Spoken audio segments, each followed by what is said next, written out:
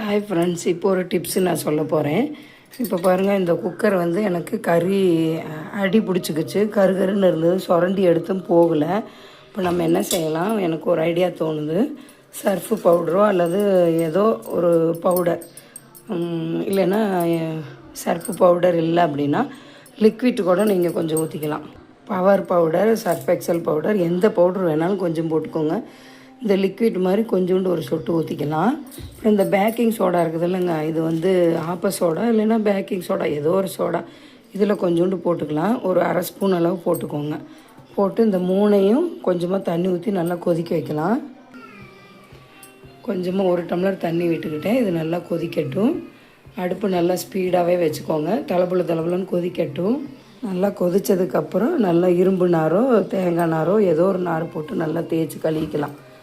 நம்மளுக்கு இது நல்லா சூட்டபுளாக ஒரு டிப்ஸ் உங்களுக்கு கிடச்சிருச்சு. இது நல்லா கொதிக்கட்டும். தண்ணி நல்லா கொதிச்சிருச்சு ஃப்ரெண்ட்ஸ். இப்போ பாருங்கள், அந்த தண்ணி எப்படி கருகருன்னு ஆயிடுச்சு. நான் இந்த இரும்பு நார் வச்சு தான் தேய்ச்சேன்.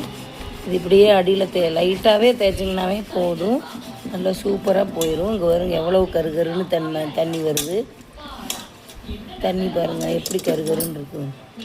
எல்லாமே நல்லா க்ளீனாக போயிடும். பாருங்கள், அவ்வளோ கருப்பும் வெளியே வந்துருச்சு. Baking soda, surf XL powder, அப்புறம் பாருங்கள் அந்த சோடா,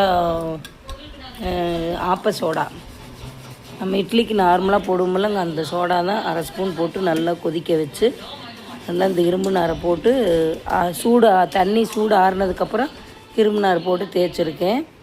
இதை கழுவிட்டு பார்ப்போங்க. முதல்ல இருந்த குக்கருக்கு இப்போ இருக்கிற குக்கருக்கும் பாருங்கள், ஓரளவுக்கு நல்லா நீட் ஆயிடுச்சு. நீங்கள் இந்த டிப்ஸை வந்து நல்லா ஃபாலோ பண்ணுங்கள்.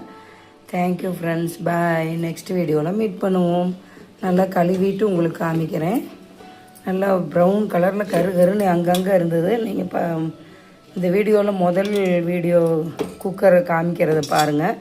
இப்போ பாருங்கள், பளிச்சுன்னு நல்லா க்ளீனாக போயிடுச்சு. இந்த வீடியோ பிடிச்சா லைக் பண்ணுங்கள். இனிமேல் நம்ம சாதம் வச்சுக்கலாம் குக்கரில். தீஞ்சு போன குக்கரை இந்த மாதிரி க்ளீன் பண்ணிடலாம். Thank you, bye bye. இந்த டிப்ஸு பிடிச்சிருந்ததுன்னா இந்த வீடியோக்கு ஒரு லைக்கை போடுங்க, சப்ஸ்கிரைப் பண்ணுங்கள், பெல் ஐக்கான் பண்ணுங்கள். Thank you, bye bye.